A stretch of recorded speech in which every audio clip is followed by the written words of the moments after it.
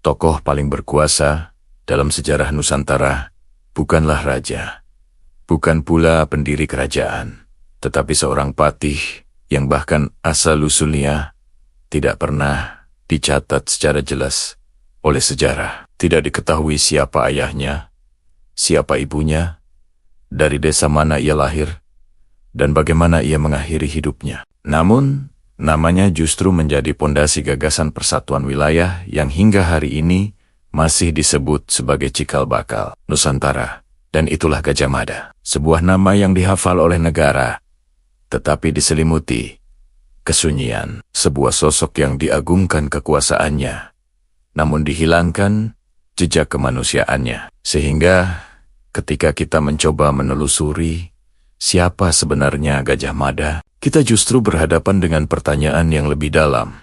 Apakah ia manusia biasa yang naik karena kecakapan, atau sengaja dijadikan simbol yang asal-usulnya dikosongkan agar dapat dimiliki oleh semua orang dan semua zaman? Tokoh paling berkuasa dalam sejarah Nusantara bukanlah raja, bukan pula pendiri kerajaan, melainkan seorang patih yang bahkan asal-usulnya tidak pernah dicatat secara jelas oleh sejarah. Tidak diketahui siapa ayah dan ibunya dari tanah mana ia berasal, bagaimana masa kecilnya dijalani, dan bagaimana pula akhir hidupnya. Namun justru namanya menjadi fondasi gagasan penyatuan wilayah yang sampai hari ini masih hidup dalam kesadaran bangsa. Dan tokoh itu adalah Gajah Mada, sebuah nama yang diagungkan oleh negara, tetapi diselimuti kesunyian yang mencurigakan. Sehingga semakin ditelusuri, justru semakin terasa bahwa ada sesuatu yang sengaja dikosongkan. Assalamualaikum warahmatullahi wabarakatuh. Salam Rahayu, Rahayu Sagung Dumadi. Sedulur kabeh, para pamirsa, olah roso. Pada kesempatan ini, kita tidak sekadar membuka lembar sejarah, tetapi sedang olah roso, menyelami apa yang ditulis, sekaligus apa yang sengaja tidak dituliskan oleh zaman. Sebab, dalam kisah Gajah Mada Keheningan justru berbicara lebih keras daripada kata-kata. Dalam kitab Pararaton, nama Gajah Mada tidak diperkenalkan sebagai anak dari siapa, bukan bangsawan, dari mana. Tidak ada kisah masa kecil, tidak ada silsilah. Ia muncul begitu saja sebagai prajurit Bayangkara, seolah-olah ia hadir langsung di panggung sejarah, tanpa pernah melewati pintu kehidupan biasa. Dalam negara Kertagama, ia dipuji sebagai Mahapatih Amangkubumi, penyangga Majapahit, pengatur negara, tokoh utama di balik kebesaran kerajaan. Tetapi kitab ini pun tetap diam ketika menyangkut asal-usulnya. Padahal, dalam tradisi Jawa kuno, silsilah adalah kehormatan, dan darah adalah legitimasi kekuasaan. Maka ketiadaan catatan tentang asal-usul Gajah Mada bukanlah kelalaian kecil, melainkan sebuah pertanyaan besar yang terus menggantung. Mengapa tokoh sebesar ini justru dibiarkan tanpa akar? Sebagian orang menduga karena ia bukan bangsawan, karena ia hanyalah wong cilik yang naik melalui kesetiaan dan kecakapan, dan karena sejarah kerajaan lebih gemar mencatat darah biru daripada laku sejati. Namun, tafsir seperti ini belum sepenuhnya menjawab kedalaman sunyi yang menyelubungi dirinya. Dalam tradisi Jawa, nama bukan sekadar sebutan, melainkan penanda laku hidup. Dan nama Gajah Mada sendiri sudah merupakan simbol yang kuat, karena gajah melambangkan kekuatan yang tenang, penjaga keseimbangan, penyangga dunia yang tidak tergesa, namun tak tergoyahkan. Sementara Mada berarti matang, menyala, mabuk oleh tekad yang telah bulat. Sehingga sangat mungkin bahwa Gajah Mada bukanlah nama lahir, melainkan nama yang lahir dari proses batin, dari sumpah, dari pengabdian yang panjang, dari pengosongan diri yang terus-menerus. Ia tidak dilahirkan sebagai Gajah Mada, tetapi menjadi Gajah Mada melalui laku, melalui kesetiaan, melalui penyerahan diri total kepada tugas negara, dan inilah yang membuatnya berbeda dari tokoh-tokoh lain dalam sejarah. Dalam tafsir kejawen, tidak semua manusia besar boleh memiliki asal-usul yang jelas, karena tokoh-tokoh tertentu sengaja dilepaskan dari ikatan keluarga daerah dan darah agar ia tidak dimiliki oleh satu golongan saja, melainkan menjadi milik bersama, menjadi simbol yang melampaui ruang dan waktu. Dengan mengosongkan asal-usul Niagaha, Mada dilebur dari identitas pribadi dan dijadikan representasi kesetiaan total. Dan dalam bahasa Jawa dikatakan, Wong sing wis kasilih dening negara, dudu duwike awek tiu maneh. Orang yang telah dipinjam oleh negara tidak lagi hidup untuk dirinya sendiri. Inilah sebabnya kita tidak menemukan kisah cintanya, tidak menemukan anak-anaknya, tidak menemukan rumah asalnya, karena seluruh hidupnya telah dikonversi menjadi tugas. Dan seluruh keberadaannya telah dijadikan alat untuk menjaga tatanan. Ia bukan raja, tetapi kekuasaannya melampaui banyak raja. Ia tidak mendirikan dinasti, tetapi pengaruhnya melintasi generasi, dan justru disitulah kebesarannya, sekaligus misterinya, karena sejarah biasanya digerakkan oleh ambisi pribadi sementara. Gajah Mada tampil sebagai manusia yang menghapus dirinya sendiri demi sesuatu yang lebih besar. Maka ketika kita bertanya, dari mana asal Gajah Mada? Sesungguhnya kita sedang diajak masuk ke pertanyaan yang lebih dalam. Apakah ia masih manusia biasa atau sudah menjadi simbol? Dan jika ia telah menjadi simbol, maka wajar bila sejarah hanya menyisakan namanya tanpa tubuh, tanpa keluarga, tanpa makam yang pasti. Sebab simbol tidak membutuhkan. Asal-usul ia hanya membutuhkan makna. Dan dari sunyinya, asal-usul inilah perjalanan besar. Gajah Mada sesungguhnya mulai bergerak. Majapahit tidak mencapai puncak kejayaannya dalam keadaan tenang, karena sebelum menjadi kerajaan besar yang disegani, ia terlebih dahulu diguncang oleh kekacauan dari dalam oleh pengkhianatan, pemberontakan, dan pertumpahan darah yang membuat negara berada di ambang runtuh. Dan di tengah suasana inilah, Gajah Mada perlahan bergerak dari bayang-bayang menuju pusat sejarah. Setelah wafatnya Raden Wijaya Majapahit, dipimpin oleh Jayanegara, seorang raja muda yang lemah secara politik, dicurigai oleh para bangsawan, dan dikelilingi oleh intrik istana yang tidak pernah padam sehingga kepercayaan terhadap takhta semakin rapuh, dan para pejabat lebih sibuk menyelamatkan diri daripada menjaga negara. Dalam keadaan genting ini, muncul pemberontakan besar yang dipimpin oleh Rakute, seorang pejabat tinggi yang berbalik melawan istana dan berhasil menguasai ibu kota, membuat istana jatuh dan raja berada dalam bahaya besar. Dan pada saat sebagian besar bangsawan memilih bersembunyi atau menunggu arah angin, hanya satu pasukan yang tetap setia mengawal raja, yaitu pasukan Bayangkara, dan di sanalah nama Gajah Mada kembali muncul, bukan sebagai pemimpin besar, melainkan sebagai prajurit yang memilih bertahan ketika yang lain menyerah. Ia mengawal Jayanegara keluar dari kepungan, menyelamatkan nyawa raja, dan memastikan kelangsungan negara tanpa meminta imbalan apapun. Dan justru dari kesetiaan yang sunyi inilah takdirnya mulai berubah.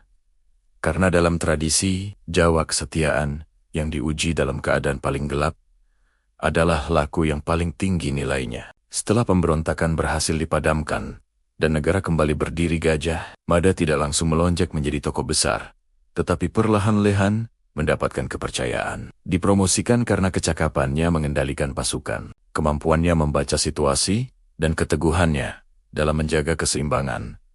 Hingga akhirnya, ia diangkat menjadi patih daha, sebuah posisi penting yang menandai pergeseran kekuasaan dari darah menuju kemampuan. Dari titik inilah, pengaruh Gajah Mada semakin terasa.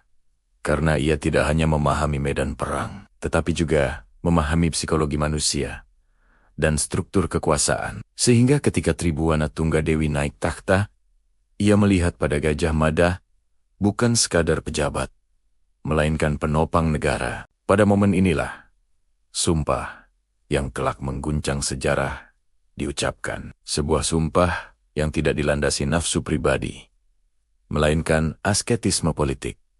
Sumpah yang dikenal sebagai Sumpah Palapa, di mana Gajah Mada menyatakan tidak akan menikmati kenikmatan hidup sebelum Nusantara berada dalam satu tatanan. Dan sumpah ini dalam laku Jawa bukan sekadar janji, melainkan ikatan batin yang mengubah seluruh hidup seseorang. Sejak sumpah itu diucapkan, Gajah Mada tidak lagi hidup sebagai individu, melainkan sebagai perpanjangan kehendak negara. Seluruh pikirannya diarahkan pada tatanan. Seluruh rasanya dikorbankan untuk tujuan besar, dan disinilah ia benar-benar meninggalkan kehidupan pribadi dan memasuki fase sebagai simbol kekuasaan dan disiplin batin. Banyak yang mencibir sumpah itu sebagai ambisi berlebihan. Namun waktu membuktikan bahwa sumpah tersebut bukan retorika kosong, melainkan peta jalan yang dijalani dengan kesabaran, kecerdikan, dan keteguhan yang jarang dimiliki manusia biasa. Dan dari kekacauan inilah lahir sebuah tekad yang akan mengubah wajah Nusantara selamanya.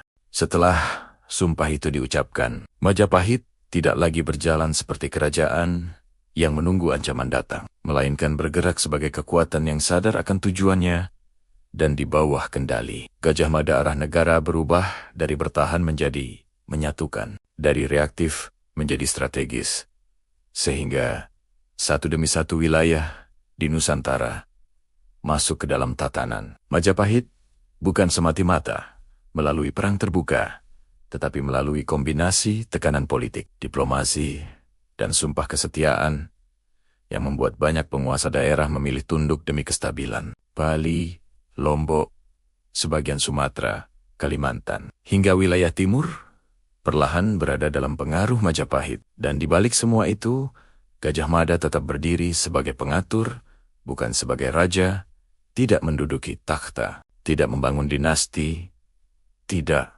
mengangkat keluarganya. Seolah ia sengaja menjaga jarak dari segala bentuk kemegahan pribadi. Karena baginya kekuasaan bukan untuk diwariskan, melainkan untuk dijalankan. Dalam posisi inilah, ia menjadi figur yang paradoksal.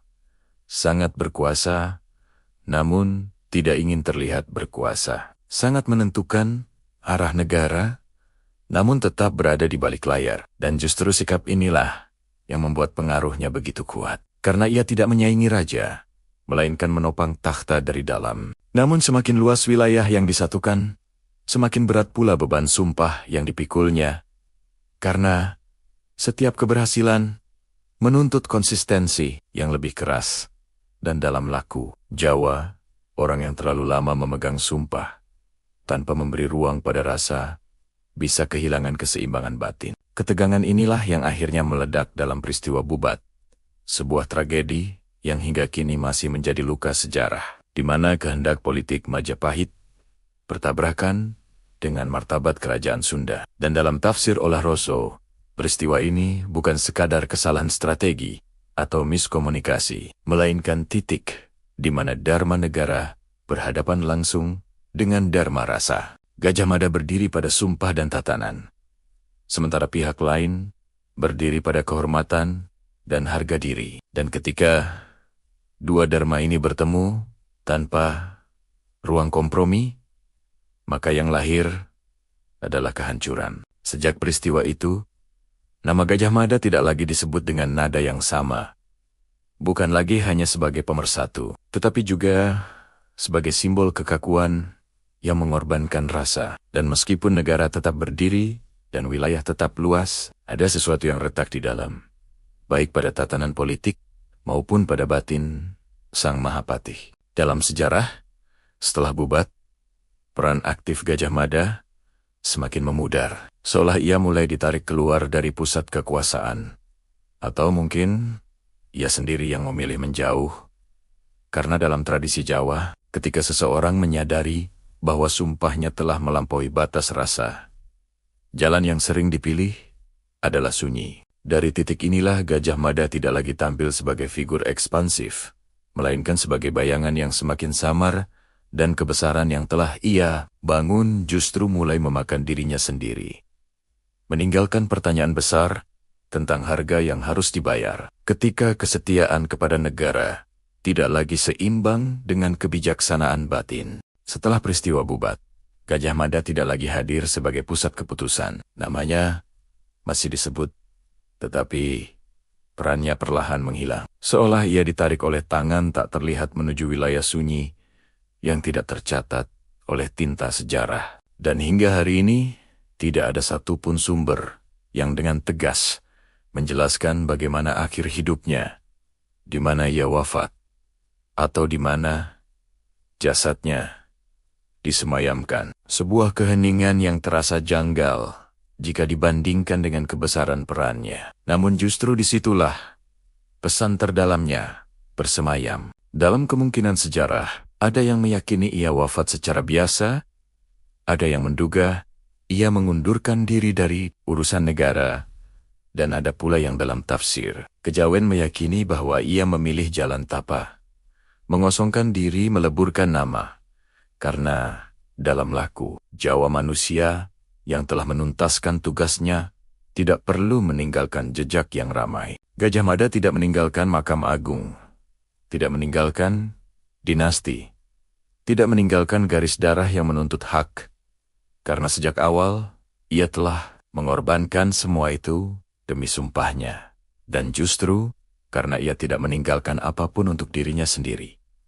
Ia meninggalkan sesuatu yang jauh lebih besar bagi Nusantara, yaitu gagasan tentang kesetiaan yang melampaui kepentingan pribadi. Sejarah kemudian mengubahnya menjadi simbol, bukan lagi manusia dengan rasa takut, ragu, dan luka, tetapi perwujudan, tekad, dan simbol memang harus dikosongkan dari terlalu banyak detail kemanusiaan, agar dapat hidup lintas zaman. Dalam olah roso, Gajah Mada bukan sekadar tokoh masa lalu, melainkan cermin batin yang mengingatkan bahwa pengabdian sejati selalu menuntut harga, bahwa sumpah yang dipegang terlalu kaku bisa mengeras menjadi bencana. Namun, sumpah yang dijalani dengan kesadaran bisa menjelma jalan sunyi menuju kematangan. Dari kisah ini, Nusantara tidak diajari untuk menaklukkan, tetapi untuk menata diri. Tidak diajari untuk memperluas wilayah, tetapi untuk memperluas tanggung jawab. Karena sejatinya,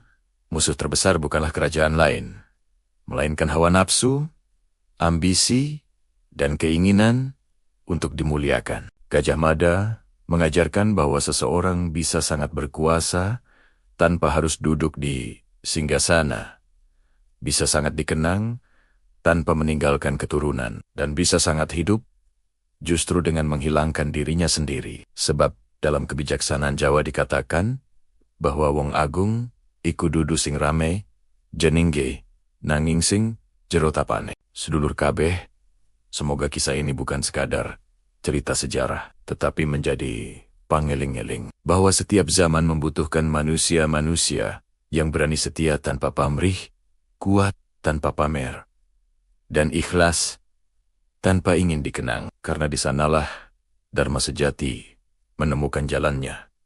Rahayu, Rahayu, Rahayu, Sagung Dumadi. Wassalamualaikum warahmatullahi wabarakatuh.